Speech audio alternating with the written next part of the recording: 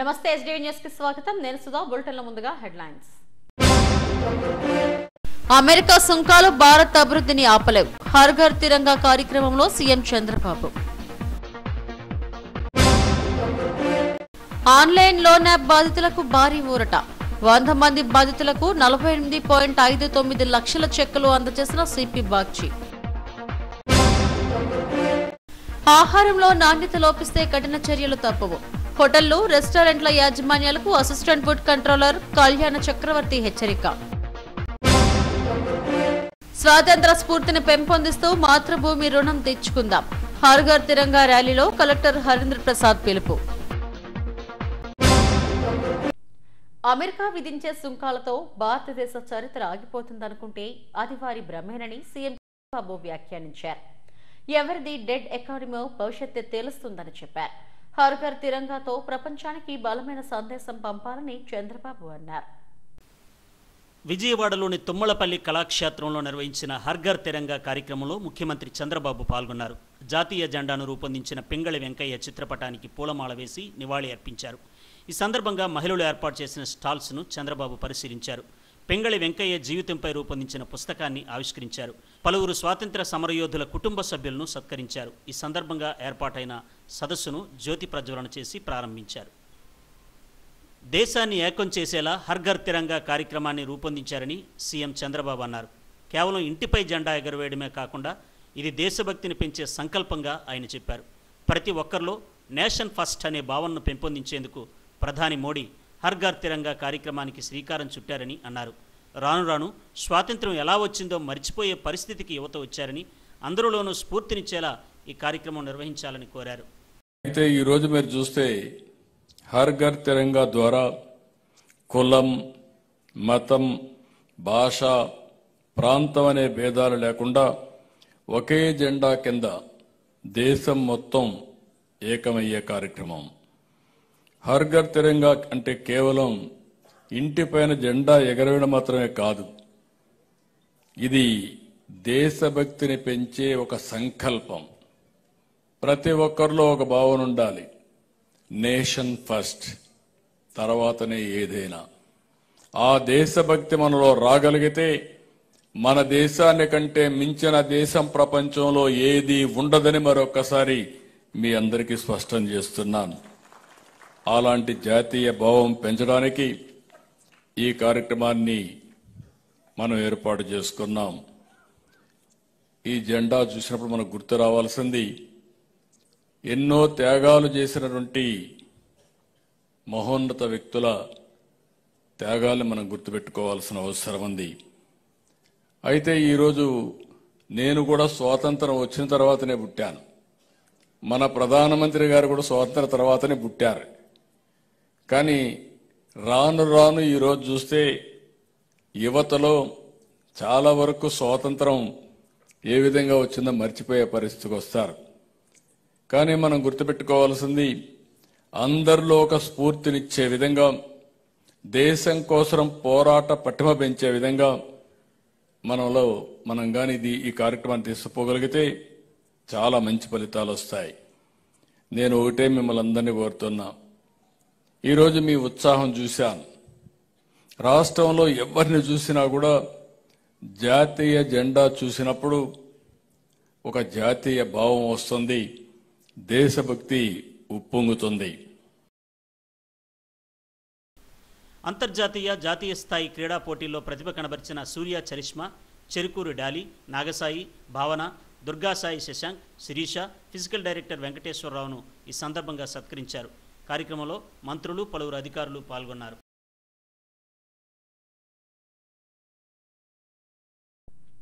Online loan app బాధితులకు నగర police commissioner శంకరప్రతాప్ Bagchi మంచి ఊరట కల్పిస్తున్నారు సుమారు 100 మంది ఆన్లైన్ లోన్ యాప్ బాధితులకు 48.59 లక్షల రూపాయలు అప్పగించారు ఇందుకు సంబంధించిన చెక్కును బాధితులకు మీడియా సమక్షంలో అందజేశారు ఆంధ్రప్రదేశ్లో ప్రప్రథమంగా విశాఖ సైబర్ క్రైమ్ పోలీసులు మంచి ప్రగతి సాధించారు ఇన్స్టెంట్ లోన్ యాప్ కేసుల్లో సీజ్ చేసిన క్రిప్టో కరెన్సీ అమౌంట్ను బాధితులకు అందజేశారు న్యాయస్థానం అనుమతితో ఈ క్రిప్టో కరెన్సీని ఇండియన్ మనీగా మార్చి బాధితులకు ఊరట కల్పించారు సిపి బాగ్చి చేతుల మీదుగా బాధితులు సుమారు 100 మందికి 48.59 లక్షల చెక్కులను తిరిగి అందజేశారు. రాష్ట్రంలో మొదటిసారిగా విశాఖ సైబర్ క్రైమ్ పోలీసులు క్రిప్టో కరెన్సీని ఇండియన్ కరెన్సీగా మార్చి బాధితులకు అందించడం ద్వారా వారికి ఉపశమనం కల్పించామని సిపి బాగ్చి తెలిపారు. అయితే ఒక బాధితుడు ఆన్లైన్ యాప్లో నమోదైన తరువాత ₹1 కూడా లోన్ ఇవ్వకుండా 3.50 లక్షల రూపాయలు అతనితో కట్టించుకోవడం దారుణమని అన్నారు. అలా లోన్ ఇవ్వకుండా కట్టించిన సొమ్ములో 2.50 లక్షల రూపాయలు ఆ బాధితుడికి అందించినట్టు వెల్లడించారు. మరో వ్యక్తి 10 లక్షల లోన్ తీసుకుంటే 21 లక్షలు అతనితో కట్టించుకున్నారని, ఇందులో అతనికి సుమారు 10 లక్షలు అదనంగా తీసుకున్నారని సిపి తెలిపారు. ఈ క్రిప్టో కరెన్సీని ఇండియన్ మనీగా మార్చి 7.49 లక్షలు బాధితుడికి అందించామని సిపి వివరించారు. లోన్ యాప్ రిఫండ్ మేళా పెట్టుకున్నాం. నాకు తెలిసి మన దేశంలో మన రాష్ట్రంలో ఎక్కడ ఇటువంటి రిఫండ్ మేళా జరగలేదు. మన అందరికీ తెలుసు, ఒక బ్యాంక్ నుండి లోన్ తీసుకోవాలంటే డాక్యుమెంట్స్ అవసరం, ఐడి ప్రూఫ్ అవసరం, అడ్రస్ ప్రూఫ్ అవసరం, సాలరీడ్ ఎంప్లాయీస్ అయితే ఇన్కమ్ ప్రూఫ్ అవసరం, ఇన్కమ్ ట్యాక్స్ రిటర్న్స్, ఫామ్ 16, తర్వాత బ్యాంక్ అకౌంట్ స్టేట్మెంట్స్, అప్పుడప్పుడు కొలాటరల్స్ కూడా అడుగుతారండి. అందుకే పబ్లిక్ ఇవన్నీ డాక్యుమెంట్స్ లేక ప్రైవేట్ మనీ లెండర్స్ దగ్గరికి లోన్ కోసం వెళ్తారండి అప్పు తీసుకోవడానికి. దానికంటే కూడా ఈజీ వచ్చేసి లోన్ యాప్. ఎటువంటి డాక్యుమెంట్ అడగరండి, ఇన్స్టంట్ ఇమీడియట్గా డబ్బు వస్తుంది. అందుకే చాలామంది లోన్ కావాలంటే లోన్ యాప్ నుండి లోన్ తీసుకుంటామని ఆలోచించి లోన్ యాప్ ద్వారా లోన్ తీసుకుంటారండి. కానీ మన దేశంలో, మన రాష్ట్రంలో, మన నగరంలో కూడా ఇలా లోన్ యాప్ నుండి లోన్ తీసుకొని తర్వాత మోసపోయారండి. కొందరు ప్రాణాలు కూడా కోల్పోయారండి. ఎందుకంటే మన ఒక ₹1000 లోన్ యాప్ నుండి లోన్ తీసుకున్న తర్వాత మీరు వడ్డీతో సహా అమౌంట్ రీపే చేసినా కూడా వాళ్ళు ఇంకా ఎక్కువ అమౌంట్ అడుగుతారండి.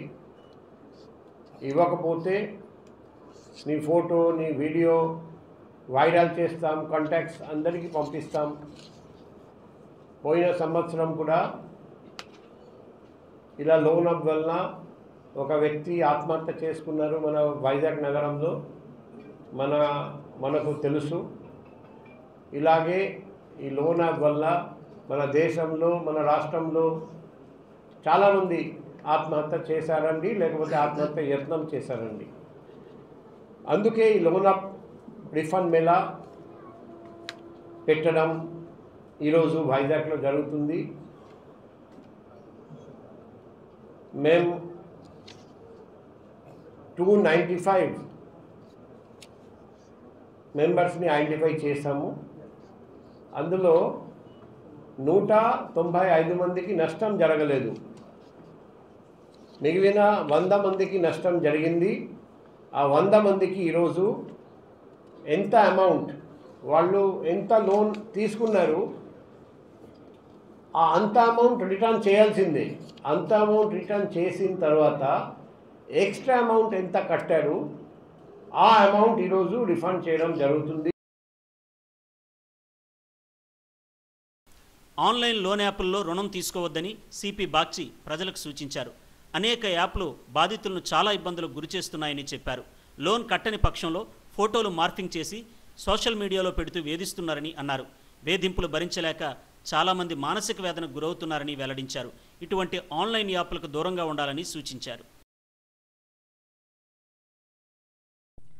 మహిళా ఉచిత బస్సు ప్రయాణానికి సర్వం సిద్ధం చేయాలని ముఖ్యమంత్రి చంద్రబాబు అధికారులను ఆదేశించారు. సచివాలయంలో అధికారులతో ఆయన సమీక్ష నిర్వహించారు. ఈ నెల 15వ తేదీన స్త్రీ శక్తి పథకాన్ని ప్రారంభిస్తున్నట్టు చెప్పారు. రద్దీ ఎక్కువగా ఉంటున్న నేపథ్యంలో మర్యాదపూర్వకంగా ప్రవర్తించాలని, వారికి భద్రతకు కూడా ప్రాధాన్యత ఇవ్వాలని కోరారు.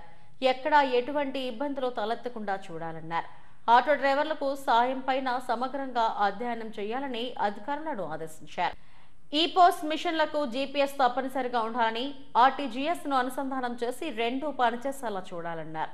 రద్దీకి అనుగుణంగా బస్సు సర్వీసులు అదనంగా నడపాలని, ఎక్కడా బ్రేక్ డౌన్ కాకుండా చర్యలు తీసుకోవాలన్నారు. Palle Velugu, ultra Palle Velugu, city ordinary express, metro express బస్సుల్లో మహిళలంతా రాష్ట్రమంతా పర్యటించవచ్చని సీఎం చెప్పారు. 15వ తేదీ మధ్యాహ్నం విజయవాడలోని పండిట్ నెహ్రూ బస్ స్టేషన్లో స్త్రీ శక్తి పథకాన్ని ముఖ్యమంత్రి చంద్రబాబు ప్రారంభిస్తారు.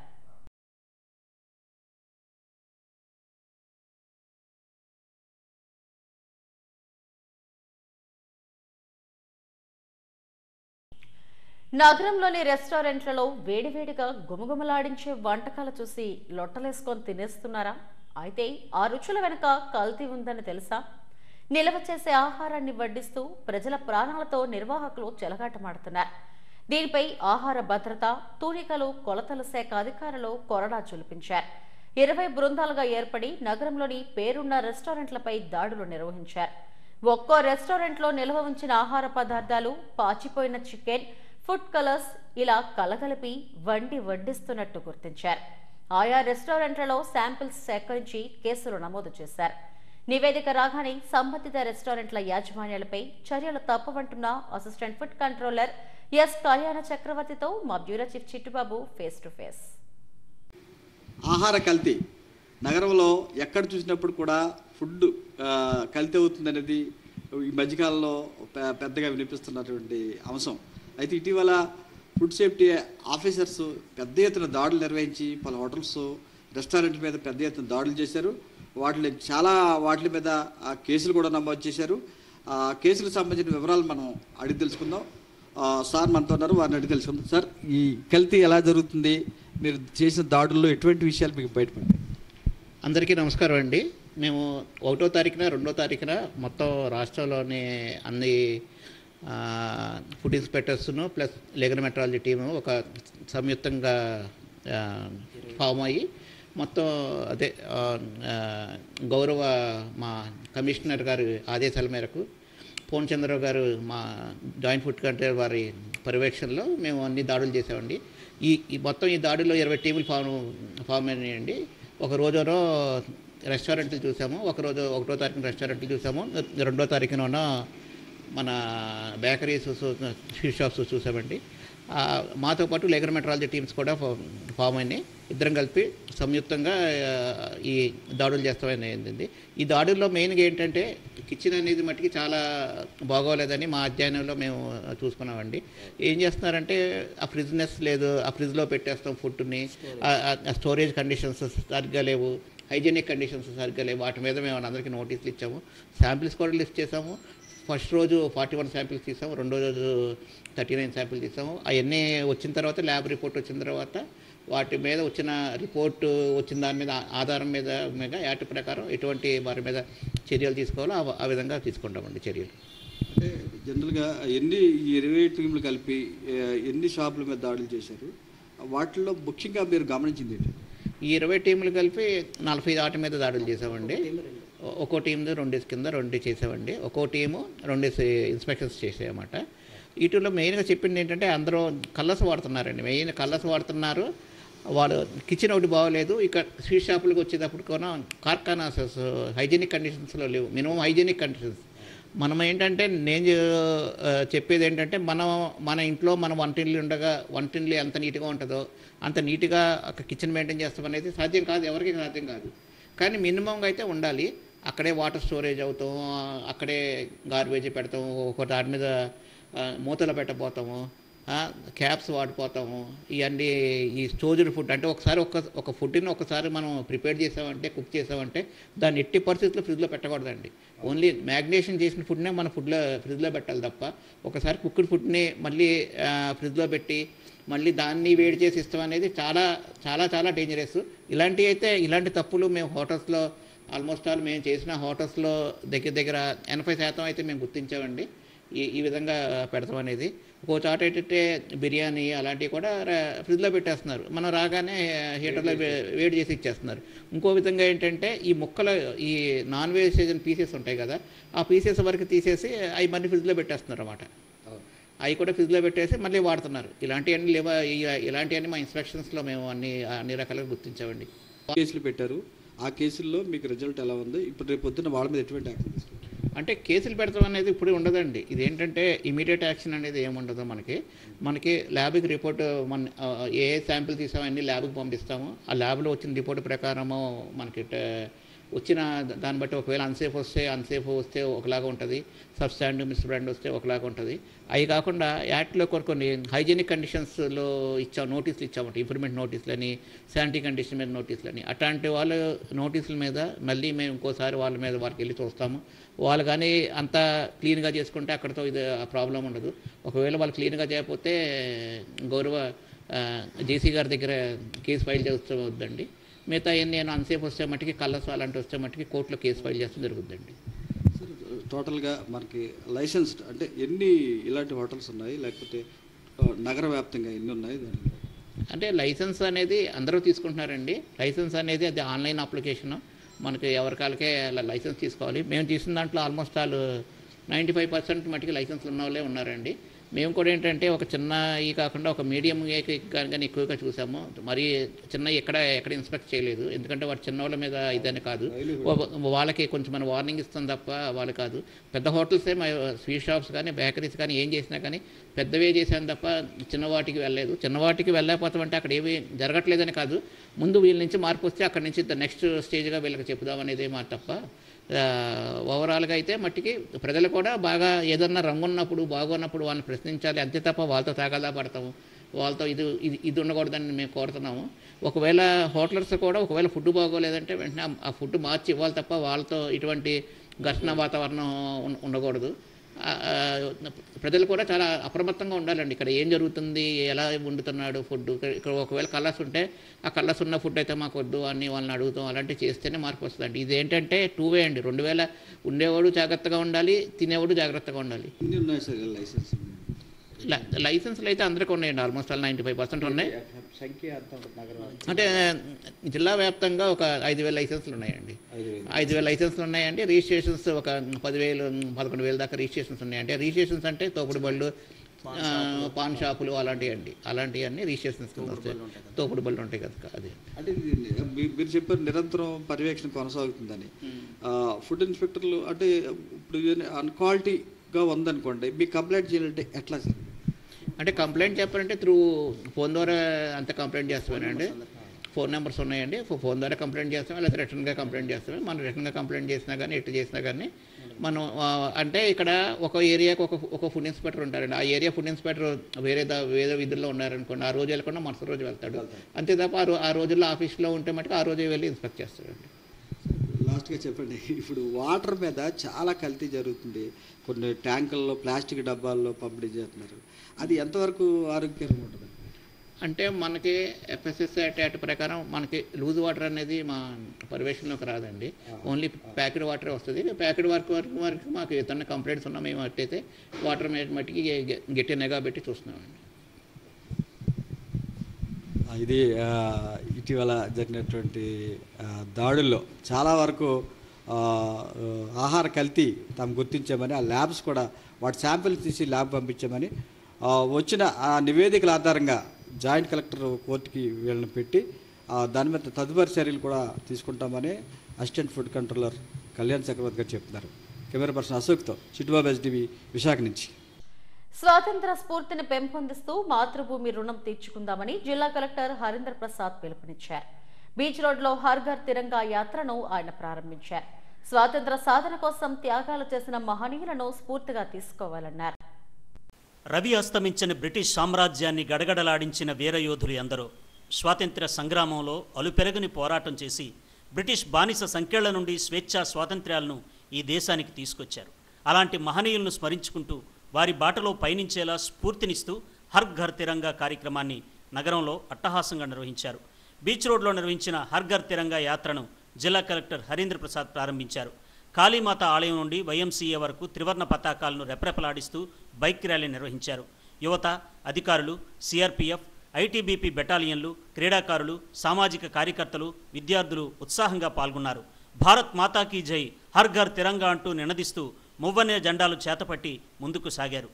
యూసీడీ, ఐసీడీఎస్, స్వయం సహాయక సంఘాల ఆధ్వర్యంలో ఏర్పాటు చేసిన హర్ఘర్ వస్త్ర ప్రదర్శన మేళాను కలెక్టర్ తిలకించారు.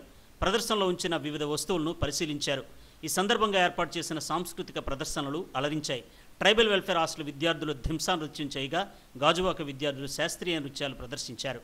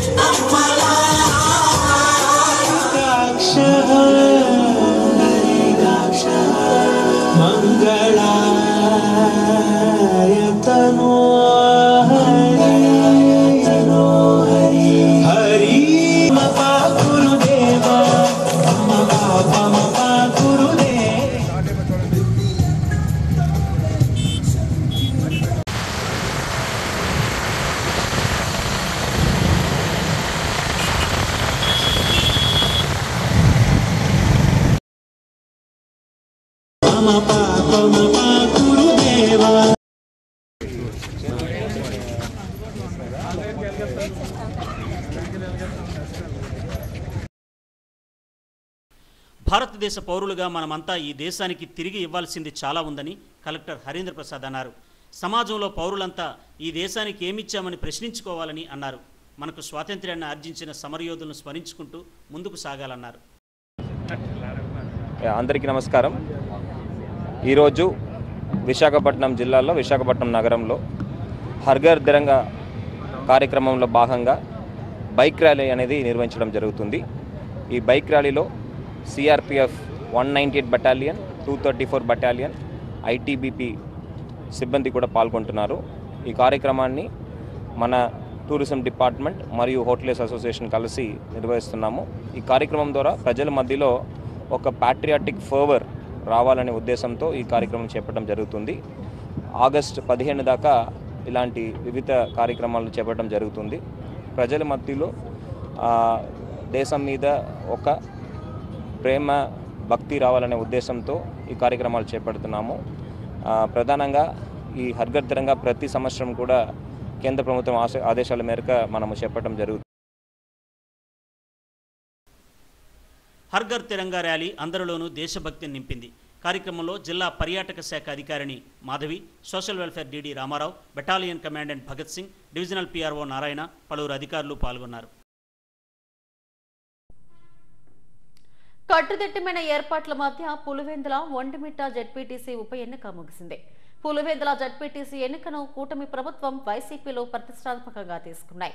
బ్యాలెట్ విధానంలో ఉదయం 7 గంటలకు మొదలైన ఓటింగ్ ప్రక్రియ సాయంత్రం 5 గంటల వరకు సాగింది. 5 గంటల వరకు క్యూ లైన్లో వేచి ఉన్నవారికి ఓటు వేసేందుకు అవకాశం ఇచ్చారు. పోలింగ్ సమయంలో ఎటువంటి అవాంఛనీయ ఘటనలు చోటు చేసుకోకుండా పోలీసులు భారీ బందోబస్తు ఏర్పాటు చేశారు.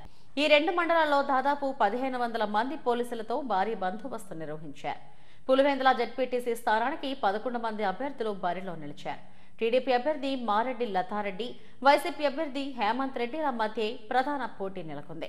ఈ ఎన్నికల్లో దాదాపు 10,600 మంది ఓటర్లు తమ ఓటు హక్కును వినియోగించుకున్నారు. 6 పంచాయతీల్లో 15 పోలింగ్ కేంద్రాలను అధికారులు ఏర్పాటు చేశారు. ఒక్క నల్లపురెడ్డిపల్లె మేజర్ పంచాయతీలోనే దాదాపు 4,000కు పైగా ఓటర్లు ఉన్నారు. ఈ 15 పోలింగ్ కేంద్రాలను అత్యంత సమస్యాత్మకమైనవిగా పోలీసులు గుర్తించారు. అందుకే అక్కడ వెబ్ కాస్టింగ్ తో పాటు సీసీ కెమెరాలతో కట్టుదిట్టమైన భద్రత ఏర్పాటు చేశారు. పోలింగ్ ముగిసే నాటికి 70% పోలింగ్ నమోదైందని అధికారులు వెల్లడించారు. ఒంటిమిట్ట బూత్ నెంబర్ 14లో ఉద్రిక్తత నెలకొంది. ఇరు పార్టీ నాయకులు ఒకరిపై ఒకరు దాడులకు పాల్పడటంతో తోపులాట జరిగింది. పోలీసులు రావడంతో పరిస్థితి అదుపులోకి వచ్చింది.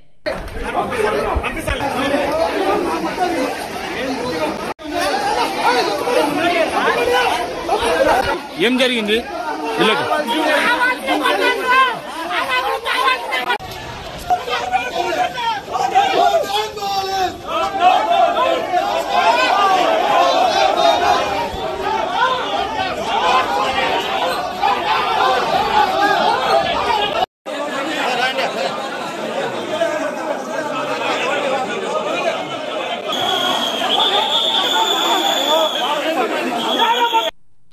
తిరుమల శ్రీవారిని ఫెమినా మిస్ ఇండియా మానస వారణాసి దర్శించుకున్నారు.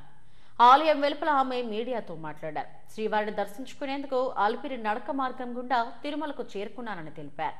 స్వామివారిని దర్శించుకున్న అనంతరం తనలో నూతన ఉత్సాహం రెట్టింపు అయిందని చెప్పారు. త్వరలో కొన్ని సినిమాల్లో నటించబోతున్నట్టు ఆమె వెల్లడించారు.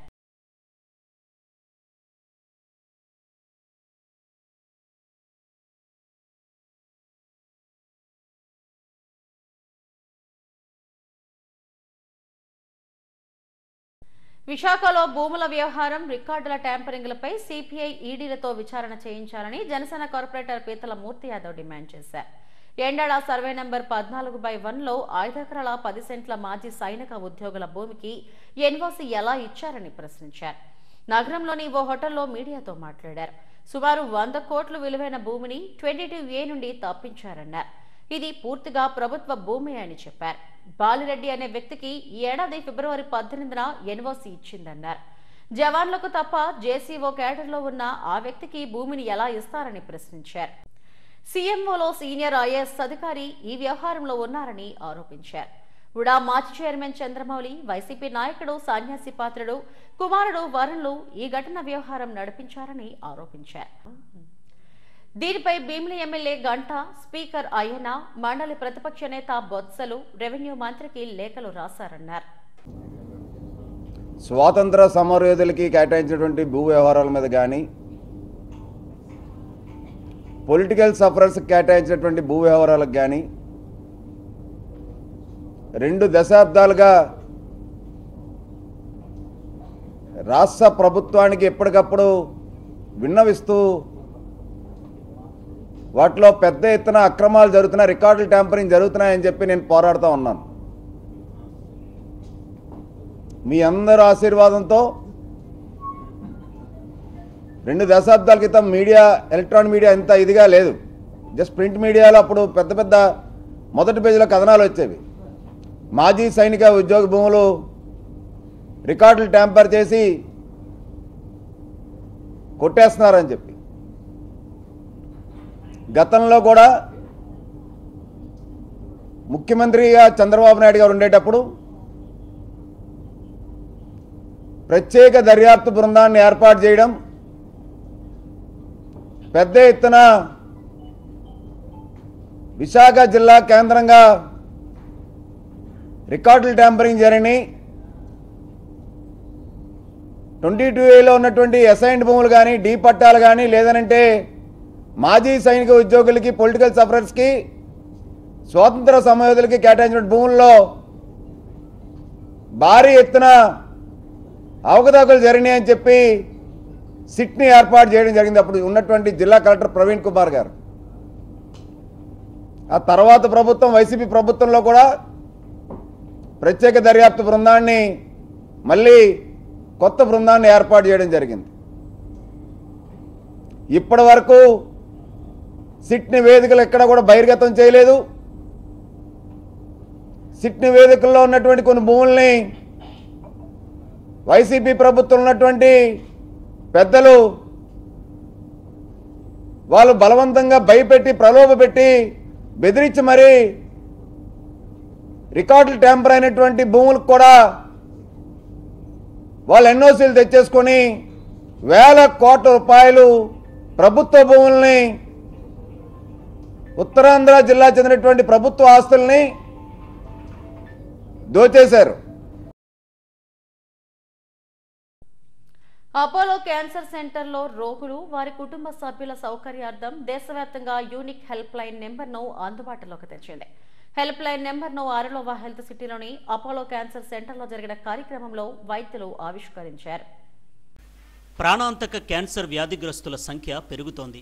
2040 నాటికి 2.08 మిలియన్ కేసులకు చేరుతుందని అంచనా. 2020 నుండి చూస్తే 57.5% పెరుగుదలకు సమానంగా ఉంది. ఈ నేపథ్యంలో క్యాన్సర్ బారిన పడిన రోగులు, వారి కుటుంబ సభ్యులకు వ్యక్తిగత మార్గదర్శకం, నిపుణులతో వైద్య సలహాలు, కౌన్సిలింగ్, సెకండ్ ఒపీనియన్, మానసిక సంబంధమైన ఆందోళనను నివారించడం తదితర అంశాల నేపథ్యంలో దేశంలో ఎక్కడా లేని విధంగా ఓ హెల్ప్ లైన్ నెంబర్ను అపోలో క్యాన్సర్ సెంటర్స్ అందుబాటులోకి తెచ్చాయి. దేశవ్యాప్తంగా ఉన్న అపోలో క్యాన్సర్ సెంటర్స్కు ఒకే యూనిక్ నెంబర్ను టోల్ ఫ్రీగా వినియోగించుకోవచ్చు. 1800-203-1066 అనే హెల్ప్ లైన్ నెంబర్ను ఆరులోవ హెల్త్ సిటీలోని అపోలో క్యాన్సర్ సెంటర్లో వైద్యులు ఆవిష్కరించారు. 24 గంటలు రోగులకు సేవలందించేందుకు వీలుగా ఈ టోల్ ఫ్రీ నెంబర్ను అందుబాటులోకి తెచ్చారు.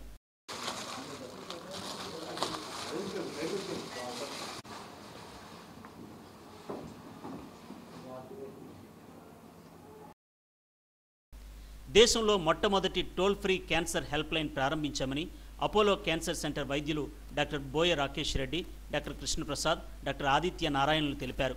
క్యాన్సర్ సంబంధిత మద్దతు కోసం రోగులు, సంరక్షకులు తరచూ ఎదుర్కొనే భయోందోళనను తొలగించే దిశగా ఓ ముందడుగు వేశామని చెప్పారు. క్యాన్సర్కు సంబంధించిన సందేహాలకు ఈ టోల్ ఫ్రీ నెంబర్ వినియోగించుకోవాలని కోరారు. ఈరోజు ఒక చాలా మహత్తరమైన ఒక కొత్త కార్యాన్ని తలపెట్టారు. Apollo cancer centres across India ఒక cancer care help line number ఒకటి లాంచ్ చేస్తున్నారు. Across India any patient with any doubt on cancer, it need not be a patient, it can be a caregiver. అంటే ఒక relative అవ్వచ్చు, వాళ్ళ దాంట్లో ఫ్యామిలీలో ఎవరైనా కొత్తగా డయాగ్నోసిస్ ఆఫ్ క్యాన్సర్ అయ్యి ఉండొచ్చు, డయాగ్నోసిస్ అవ్వకపోయినా సస్పిషన్ ఆఫ్ క్యాన్సర్ అయ్యి ఉండొచ్చు. ఫస్ట్ ఈ పేరు వినగానే ఉన్న భయం వల్ల వెంటనే ఎవరికి తెలుసుకోవాలో తెలియక, ఎవరిని అడగాలో తెలియక, డాక్టర్ దగ్గరికి వెళ్ళడానికి భయం, నామోషి, ఇలాంటి రకరకాల ఫీలింగ్స్ వల్ల ఆన్లైన్ వీడియోస్ని చూస్తూ, లేకపోతే యూట్యూబ్ని చూస్తూ, గూగుల్ని అడిగో చాలాసార్లు డిలే ఆర్ మిస్డయాగ్నోసిస్, రాంగ్ వేలో వెళ్తుంటారు ట్రీట్మెంట్. ఇక్కడ ఏంటంటే ఒక యూనిక్ ప్రోగ్రామ్ ద్వారా, ఒక సింగిల్ హెల్ప్ లైన్ నెంబర్ ద్వారా వెంటనే వాళ్ళు ఒక నెంబర్కి ఫోన్ చేసి వాళ్ళ తాలూకు డయాగ్నోసిస్ తాలూకు డౌట్స్ని చేసుకోవడం కానీ, లేకపోతే నియరెస్ట్ క్యాన్సర్ సెంటర్ని రీచ్ అవ్వడం కానీ, ఒక క్వాలిఫైడ్ పర్సన్ ద్వారా వాళ్ళ డౌట్స్ని నివృత్తి చేసుకోవడానికి కానీ ఒక అవకాశాన్ని ఇవ్వడం జరుగుతుంది ఈ క్యాన్సర్ హెల్ప్ లైన్ ద్వారా.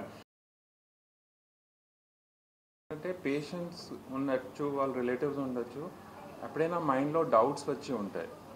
అండ్ ఆ డాక్టర్ దగ్గర ఉన్న 10-15 నిమిషాల్లో అన్ని డౌట్స్ క్లియర్ అవ్వదు. సో ఇలాంటివి ఉన్నప్పుడు ఇంటికి వెళ్ళిన తర్వాత మైండ్లో థాట్స్ వస్తే, ఏదో పక్క ఇంటి వాళ్ళు ఏదో చెప్పి ఉంటే వాళ్ళకి కన్ఫ్యూజన్ అవ్వడానికి అవకాశాలు ఉంటాయి అది. సో ఇటువంటి కన్ఫ్యూజన్ అవాయిడ్ చేయడానికి ఈ నంబర్ బాగా హెల్ప్ఫుల్గా ఉంటుంది. This is meant for patients, their relatives and anyone who has some query on cancer. So we welcome all of you to try and call and see if you have somebody who needs help, and see how the situation works, and also give your suggestions how we can make this like a easy access site for patients. It shows commitment by Apollo. ఇంతకుముందు మనం endometrial cancer screening గురించి మాట్లాడినాము ఒక around 20 days back. ఇప్పుడు వచ్చి ఇది మనం toll free number ఒకటి launch చేస్తున్నాము. ఎనీ క్యాన్సర్ పేషెంట్ డైరెక్ట్గా ఈ టోల్ ఫ్రీ నెంబర్కి కాల్ చేయొచ్చు. నార్మల్గా మనం గూగుల్ సెర్చ్ చేస్తే 100 సజెషన్స్ వస్తాయి, ఏదో ఇన్ఫర్మేషన్ వస్తుంది, అందులో ఏది మనకి రిలవెంటో ఏది మనకి రిలవెంట్ కాదో తెలియదు. అలాంటి సిచ్యువేషన్లో జనరల్లీ ఆల్సో క్యాన్సర్ అనగానే ఒక పెద్ద సమస్యలాగా కనిపిస్తుంది. సో ఈ బాధలో ఉన్న వ్యక్తులు ఎవరైతే ఉన్నారో రీచ్ అవుట్ అవ్వడానికి ఒక toll free number Apollo hospitals మొత్తం ఆల్ ఓవర్ ఇండియా లాంచ్ చేయడం జరుగుతుంది ఈరోజు. ఎవరికైనా ఎటువంటి క్వశ్చన్స్ ఉన్నా కానీ, ఎటువంటి కన్సల్టేషన్ డాక్టర్తో మాట్లాడాలన్నా కానీ ఈ టోల్ ఫ్రీ నెంబర్ కాల్ చేసి కన్సల్ట్ అవ్వచ్చు. ఈ పర్పస్తోనే ఈ టోల్ ఫ్రీ నెంబర్ లాంచ్ చేయడం జరుగుతుంది. క్యాన్సర్ వ్యాధిగ్రస్తులకు సకాలంలో మద్దతు అందించడం, ప్రారంభ దశలో చికిత్స అందించడం, నమ్మకమైన సమాచారాన్ని పొందడం కోసం అపోలో క్యాన్సర్ సెంటర్స్ ఈ హెల్ప్ లైన్ నెంబర్ను అందుబాటులోకి తీసుకొచ్చాయి. ఈ కార్యక్రమంలో Apollo hospitals group oncology president Dinesh Madhavan, doctor Pradeep Vetrapati, doctor Chandra Kalyan తదితరులు పాల్గొన్నారు. దినేష్ మాధవన్, డాక్టర్ ప్రదీప్ వెట్ర సుస్థిర అభివృద్ధి లక్ష్యాలను సాకారం చేసే దిశగా యువత కృషి చేయాలని United Nations information centre for India Bhutan director Darin Farent అన్నారు. ఐక్యరాజ్య సమితి అంతర్జాతీయ యువజన దినోత్సవాన్ని పురస్కరించుకుని ఏయూ ఎకనామిక్స్ విభాగంలో నిర్వహించిన ఇంటర్ ఫెయిత్ డైలాగ్ కార్యక్రమాన్ని ఆయన ప్రారంభించారు. ఏయూ ఎకనామిక్స్ విభాగం, agro economics research centre, S weekend సంస్థ, కింగ్స్ కాలేజీ పూర్వ విద్యార్థుల సంఘం, we the people India trust సంయుక్తంగా నిర్వహించాయి. ఈ సందర్భంగా సుస్థిరాభివృద్ధి లక్ష్యాల తెలుగు పోస్టర్ను అతిథులు ఆవిష్కరించారు. సుస్థిరాభివృద్ధి లక్ష్యాలను సాధించడంలో, సాకారం చేయడంలో ప్రతి ఒక్కరికి బాధ్యత ఉందని ఫారెంట్ అన్నారు. సమాజంలో మనుషులంతా సమానంగా జీవించాలని, ఆహారం లేకుండా ఎవరూ చనిపోకూడదని చెప్పారు. మానవాళి అభివృద్ధికి యువత మేధస్సు కీలకంగా నిలుస్తుందన్నారు. ఉన్నత లక్ష్యం దిశగా యువత ఆలోచించడం, పనిచేయడం ఎంతో అవసరమని ఏయువిసి ఆచార్య జీకే రాజశేఖర్ తెలిపారు. కార్యక్రమంలో కేంద్ర భూగర్భ జలశాఖ regional director Nalli Jyothi Kumar, economics విభాగాధిపతి డాక్టర్ లిల్లీ గ్రేస్, సదస్సు కన్వీనర్ అనురాగ్ తదితరులు పాల్గొన్నారు. And the Agroeconomic Research Center of Andhra University, in collaboration with SB Can, We the People of India Trust, and the King's College London Alumni Community Hyderabad, this event is a space where knowledge meets vision and ideas meet action.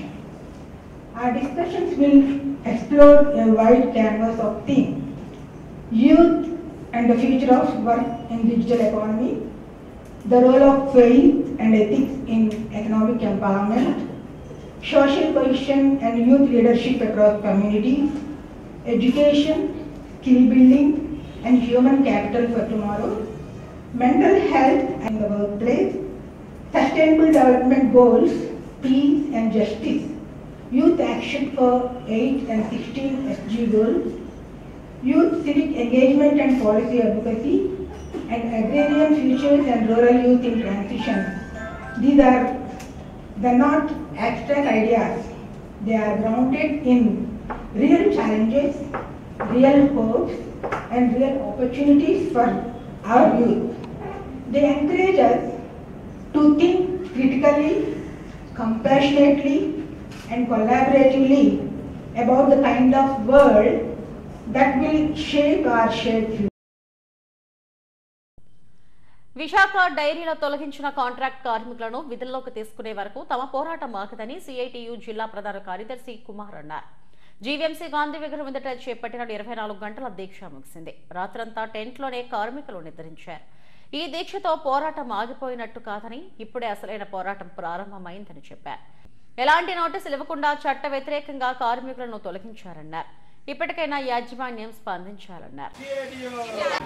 Visakha డైరీలో అన్యాయంగా తొలగించిన contract కార్మికుల్ని వెంటనే విధుల్లోకి తీసుకోవాలని కోరుతూ నిన్నటి నుంచి ఈ రోజు వరకు 24 గంటల పాటు నిరాహార దీక్ష జీవీఎంసీ గాంధీ విగ్రహం వద్ద చేయడం జరిగింది. డైరీలో గత 25-30 సంవత్సరాల నుంచి 900 మంది కాంట్రాక్ట్ కార్మికులు పనులు చేస్తూ ఉన్నారు. వీళ్ళందరూ కూడా అతి తక్కువ వేతనాలతో పనిచేస్తూ ఉన్నారు.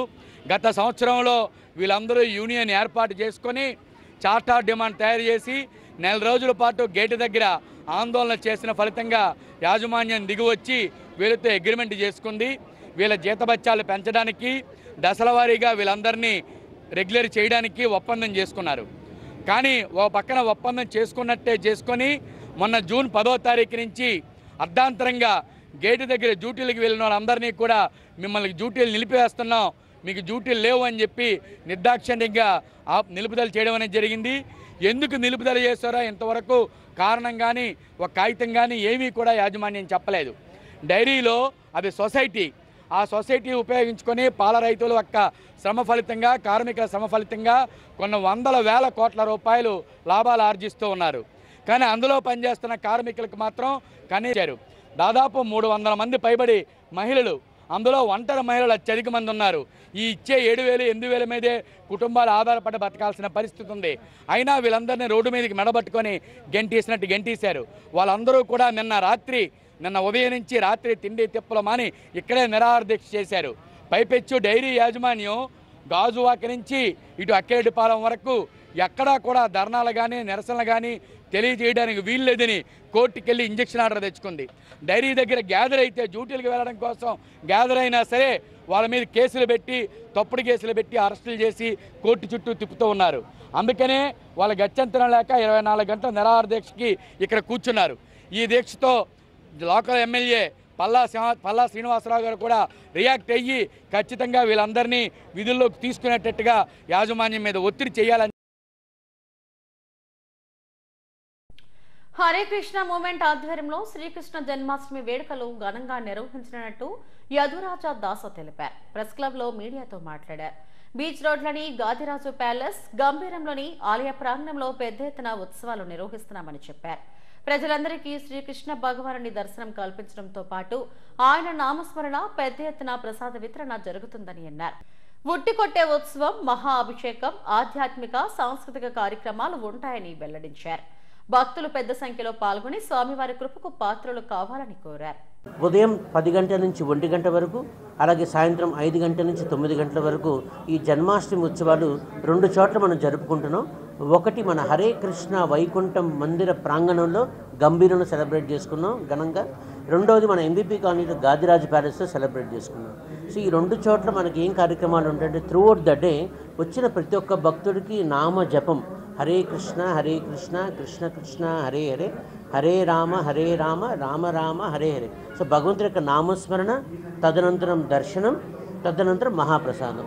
అండ్ ఈ మధ్యలో మనకి త్రూఅవుట్ ద డే సాంస్కృతిక కార్యక్రమం జరుగుతుంటాయండి. విశాఖపట్నం అంటే ప్రముఖ కళాకారుల చేత మనకి యొక్క కార్యక్రమం జరుగుతుంది, సాంస్కృతిక కార్యక్రమాలు. దాంట్లో కూడా వాళ్ళు పార్టిసిపేట్ చేయొచ్చు, వినొచ్చు. తదనంతరం ఉట్టికొట్టే కార్యక్రమం కూడా ఉంది. సో అందరికీ ఎంగేజ్మెంట్ ఉండాలి కాబట్టి ఉట్టికొట్టే కార్యక్రమం, తర్వాత ఇంకా చిన్న చిన్న గేమ్స్ కూడా మనం ప్లాన్ చేయడం జరిగింది. సో ఒక మెయిన్ కృష్ణాష్టమి ఒక కోర్ ఉద్దేశం ఏంటంటే వచ్చిన ప్రతి ఒక్కరు భగవంతునితో connect అవ్వటమే.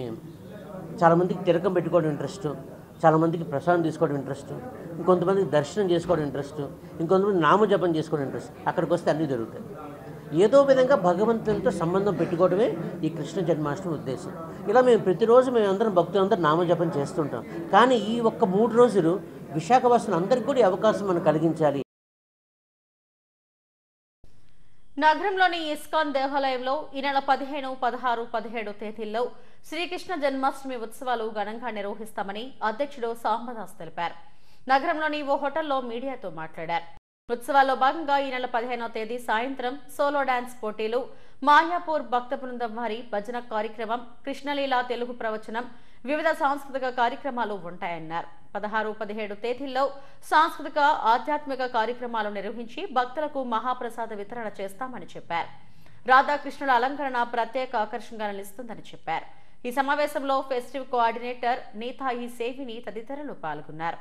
15th being a holiday, we have organized nice cultural program, discourses, and 16th is the main Janmashtami. We'll have a early morning at 4:30, nice darshan, beautiful dress, flower decoration, flower from Bangalore. Day-to days is made in Mathura, Vrindavan, and then there'll be throughout the day bhajan, kirtan, darshan, prasadam. Nice halwa prasadam made of ghee, and then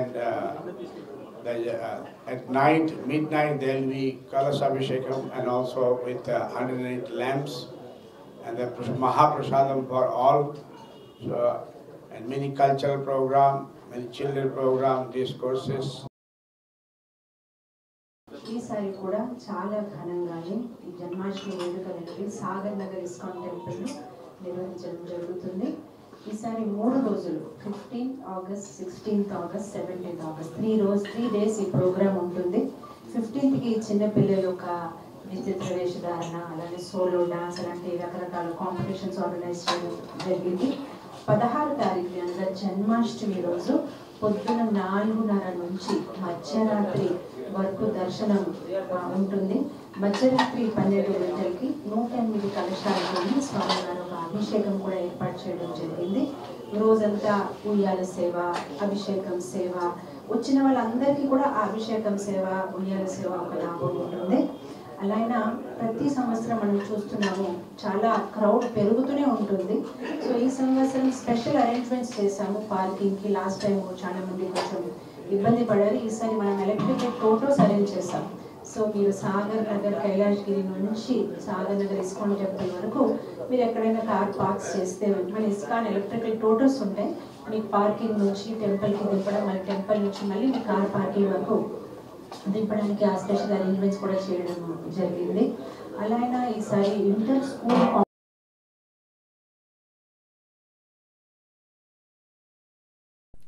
వ్యవసాయంలో డ్రోన్లు ఉపయోగించేలా కృషి చేస్తున్నామని హోంమంత్రి అనిత చెప్పారు.